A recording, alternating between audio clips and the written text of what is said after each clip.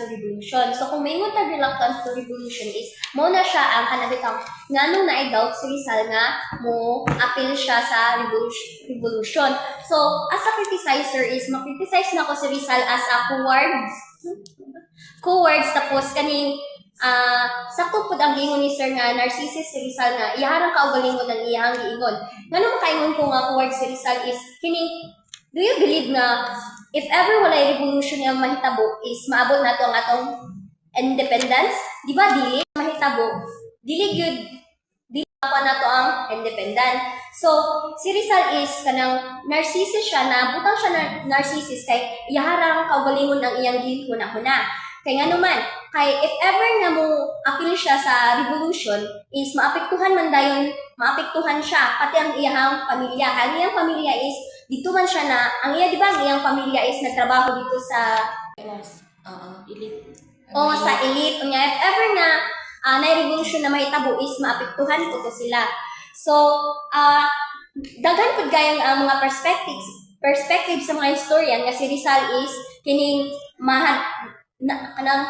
mahadlok yun siya nga makuan ang kining revolution mahitabo tapos dili tungod nga ang iyang reason na ani nganong dili siya gusto nga na revolution na mahitabo is kining ang Filipino daw kay dili daw ready nga mo kuan og revolution tungod kay kulang og kagamitan kaya anang kining armas. So dili tungod nga kulang ang armas is kining di na dayon ta mo kuan sa revolution kay ang ihato is mura ra daw tag naghikog. So sa kadugay nato nga nasakop sa Pilipino over 300 ka years mo kuan na lugar ta nga atong reason is walay armas. Unsa lugar tong mga tao bitaw nga nag kanang gusto gyud nila i-pursue nga mahitabo ang revolution ay wala man nga gihuna-huna to nga katong mga tao nga gusto mo kuan og revolution para maundang ang pananakop sa mga kuan ba Spaniards. So mo to siya narcissist si Rizal tapos kanang coward siya. If ever lang first mag-base sa atong flag, di ba sa atong flag is nabutang ko dito sa atong flag nga di ba samot na ang sa red unsa may meaning di ba sa red naagay kuan naagid siya na nahitabo nya napo dito gibutang nga kaning dapat ipaglaban gyud nato ang ato ang dignidad. So that's all. For me lang for my own perspective lang siya. Yes, nga imaingon ni mga coward si Rizal. But ang way magod sa revolution ni Rizal is kanang gusto niya peaceful reform o katong pag sa peaceful reform o sana di na ko siyang reform o paggamit niya sa peaceful reform is gisulat to niyang no limit ang here. O katapong sa pagsulat ang context wala tong no limit ang here is katong iyang gigawas nga or gi-expose niya ang corruption sa Spanish society and mo pud to. Yeah. Ang revolutionary manggod pasabot sa kuha is ang advocacy ni Rizal is for peaceful reform. Sa Rizal, nagbilid siya kagalingon na paggamit sa peaceful is about sa education, reform would be more effective in the long run than kaysa sa mga paggamit sa mga armas, sa mga revolution pagsakop kanang yung mga kuwan sila mag-war something. Like peaceful method lang gid ang gamit just like gingon ni Kuya nga mag-educate siya sa Filipinos og dili sa niya gusto nga kanang iyang paglaban sa kanabitang bloody kanang dagan mamatay nga Filipino. So mas gipili gyud ang peaceful like murag ginahinay-hinay bitaw nila daot ba ang Spaniards or kuwasan kanang kuan magod kay diba di maganahan si Rizal o revolution kuan sad kanang di sa ganahan sa revolution kay di ba yung family is na kuan man sa elite family or tawag ba na kuan nang tapos na yung mga connection bitaw sa mga Spaniards ana Tapos kanang murag di siya ganang revolution kay basig madamay ang family ba mawala ilahang kuan kay lagi kay kon man sir ni si Rizal kanang tawag ni kanang kuan na lang siya ba murag higher sa tanan ba di siya ganahan murag oo Because ako is, si Rizal knows very well na it was not the right time to launch a revolution. Ang attitude is favor yun siya sa Spaniards.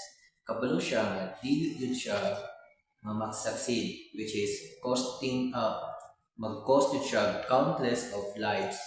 Magdagan yung mga matay kung i-kuan yun ng revolution.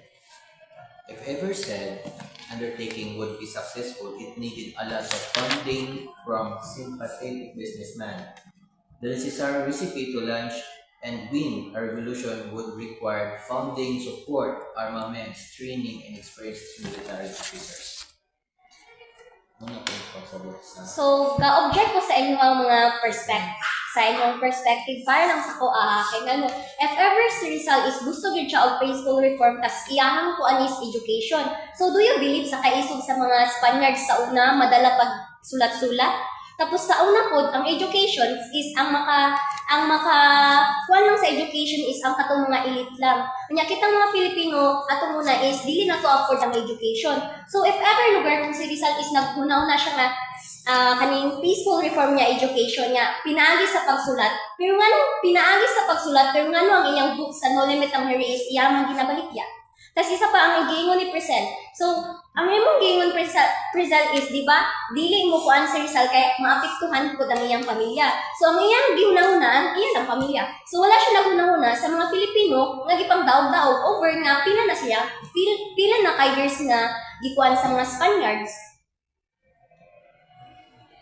I think sa pag-ingon nimo nga wa ni gyud ang Filipino. I mean, di na ako gulo niya. Basta kay gusto niya peaceful reform para way madamay nga Filipino or para kana bitong walay innocent nga madamay sa war. Like just like children nga madamay sa kanang padalos-dalos niya og pagkuan bitaw, pag revolution. Madamay ba ang innocent na nga labi ng mga bata. And katong pa iyon nimo is katong katong pag education sa Filipino. I think kanang gigamit or mapatong yun nga gigamit or nag-take advantage si Rizal katong pagkuan sa mga Spaniards sa kana bitong educate sa mga Filipinos. So, oo, sa iyahang sa mga children. So, dili siya dili kuan si Rizal nga wala siya concern sa Filipino tungod kay Kanang wala siya concern sa Filipino, kanang ingon nimo. But sa ko ana siya concern kay wa man siya napadalos-dalos og kuan nga revolution. di man good kay pila na ka years gisakop ta sa mga Spaniards. So, hunahunahon nimo 300 ka years tapos madala lang sa sulat-sulat. Alor, Spaniards na dagan kay sila kuan nga mag-ingon-ingon ra ka nga education nga ang mga Pilipino atong nga time is dili siya maka-avail sa education. Kaya ang gakakuan sa education is katulang ang mga elitas. Sa una pong panahon ang education is dili gid kay siya ingon nga gamit. Di pa mawag. Siya mawag na siya philosophical belief. Tapos na-influensyan sa enlightenment idea ba nga. Nag-believe siya nga ang power of reason and education maka-bring siya societal change sa labi na sa Filipinos. First, dapat evaluate their social and political consciousness ng mga Pilipino.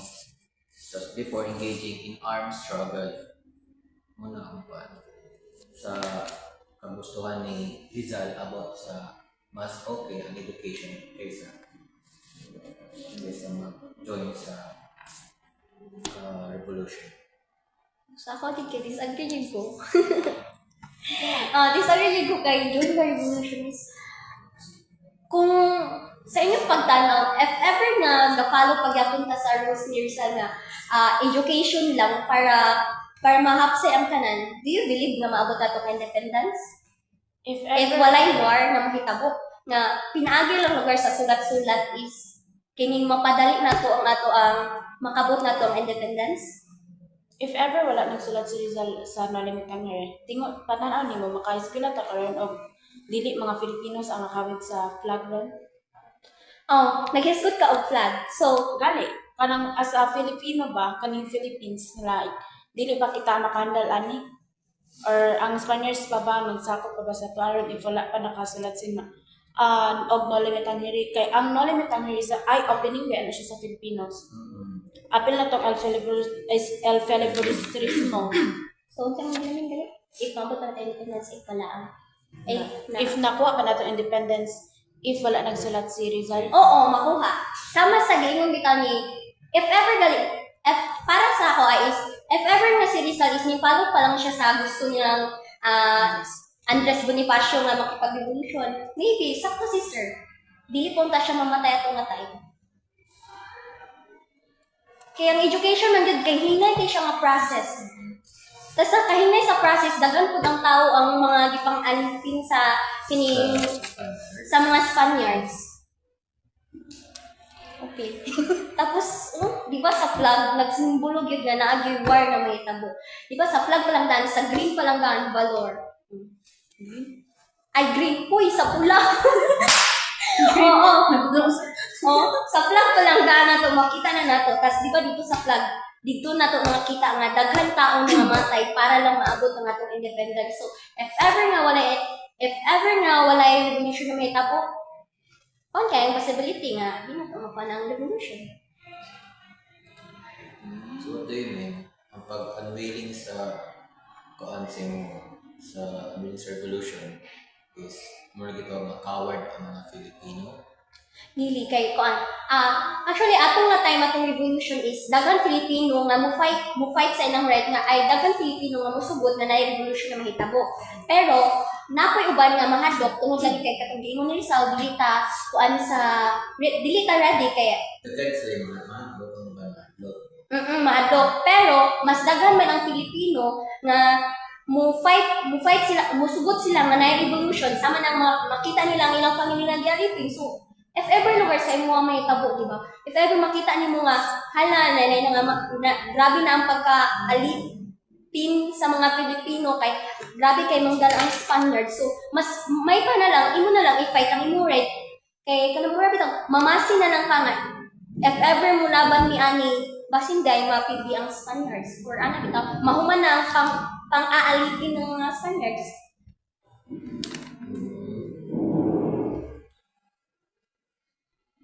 Pero, wait. Or coward gyud si Rizal to kuan. Dili tungod kay nahadlok siya.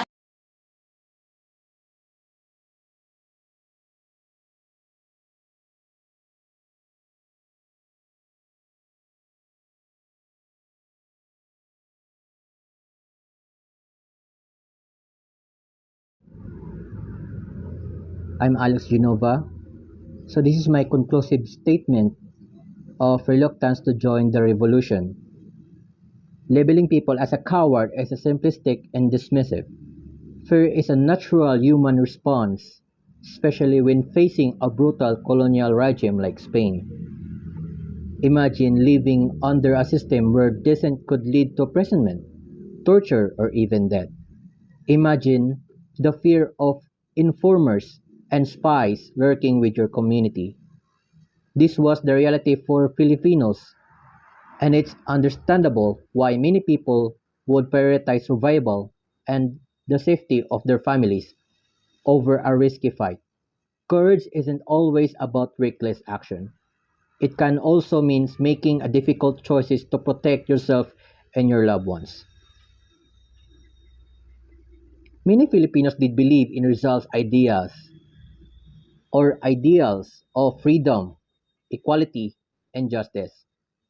However, they also understand the risk of involved. They maybe have felt that a revolution was too risky, too unpredictable, or that it won't succeed. They maybe have believed in more gradual, peaceful approach to change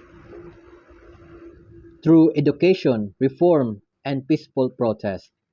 This isn't a lack of conviction, but a different strategy for achieving the same goal. It is important to acknowledge that individuals can hold strong belief without necessarily embracing every form of actions. Rizal was influenced by Enlightenment ideals and believed in the power of the reason and education to bring about the societal change. He thought that Filipinos should first elevate their social and political consciousness before engaging in armed struggle.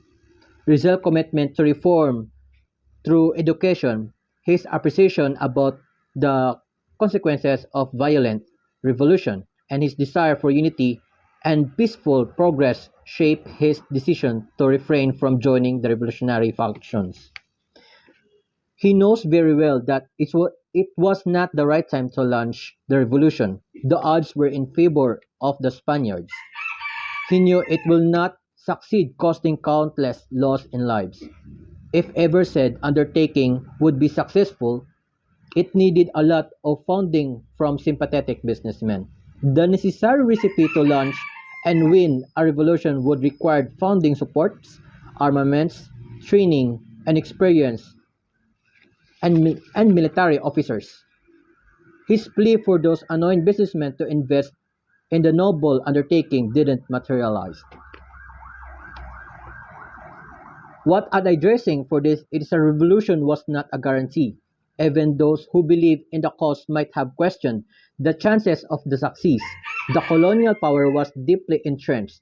You know what is entrenched? They are firmly established, and the revolution could lead to further bloodshed and suffering without a clear path to victory. In the face of the procession, courage take many forms, and the choices made by those who didn't join the revolution deserves our standing and respect. I'm Lalatri Maticado, and I believe that Jose Rizal is not a coward, as the criticizer stated during our discourse. The reason why he is reluctant to the revolution. Jose Rizal is the national hero of the Philippines, was fervent advocate for reform and change in his homeland. He recognized the need for liberation from Spanish colonial rule. He strongly believed in achieving independence through peaceful reform means rather violent revolution. Rizal firmly believed that education was the key to empowering Filipinos to understand their rights, challenge oppressive structure, and actively participate in shaping their future. He believed that an educated populace would be better equipped to advocate for change, resist manipulation, and ultimately achieve genuine independence. Rizal primarily used Noli Me Tangere and other writings to advocate for peaceful reform in the Philippines, which Noli Me Tangere exposed the injustice of Spanish colonial rule in the Philippines, hoping to inspire reform and stronger sense of Filipino national identity. He aimed to awaken his countrymen to their oppression and encourage them to fight for a better future. The novel became a powerful catalyst for change. However, it's inaccurate to say he only wanted peace. His works also hinted the possibility of armed struggle if reform weren't achieved. Calling him a coward is wrong. He bravely challenged the powerful Spanish colonial government through his writing, a courageous act that ultimately led to his execution. Reluctance to join the revolution during the time of Rizal influenced Filipino people. Many individuals were hesitant to engage in armed conflict due to the fear of violent repercussion from the colonial authorities.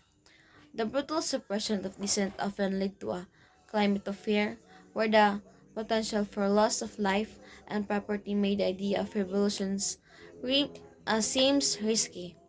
Furthermore, a significant portion of the population believed in the power of reform rather than revolution. Influenced by Rizal's writing, particularly his novel Noli Me Tangere, Many Filipinos recognize that education and peaceful advocacy could lead to meaningful change. Rizal himself was a proponent of gradual reform through enlightenment and civic engagement, which resonated with those who were wary of the chaos that a revolution might unleash. This approach fostered a sense of hope that change could be achieved without resorting to violence, le- leading many to prioritize stability over revolution. The reluctance to join the revolution reflected a complex interfere of fear, hope for reform, and a desire for a stable society. While Rizal inspired a movement toward independence, the path to liberation was viewed by many as one that could be achieved through peaceful means rather than through the commotion of revolution. So, as a criticizers about the reluctance to join the revolutions of Dr. Jose Rizal, I really believe that with the deep love that he possesses for the Philippines as well as his goal for reformation, Jose Rizal's refusal to be part of the revolution became the turning point of his life that he did not calculate the degree of urgency and desperations to the Filipinos had in searching for independence. For colonial rule provide fertile while Rizal encouraged peaceful education and advocacy as the only means of instilling social changes. His approach seems to have ignored the fact that such senseless and vile injustice were meted out by colonial masters, and that the readiness had to the south of immediately. While this strategy was based on the sounds motivates for enlightened progress, quiet unfortunately as he distanced himself from the struggle, a critical aspect was left unoccupied which more radical elements that always existed within the society's field. These scenarios illustrate the importance of all colonized peoples adopting the integral strategies that combine both intellectuals and militants' actions toward liberation.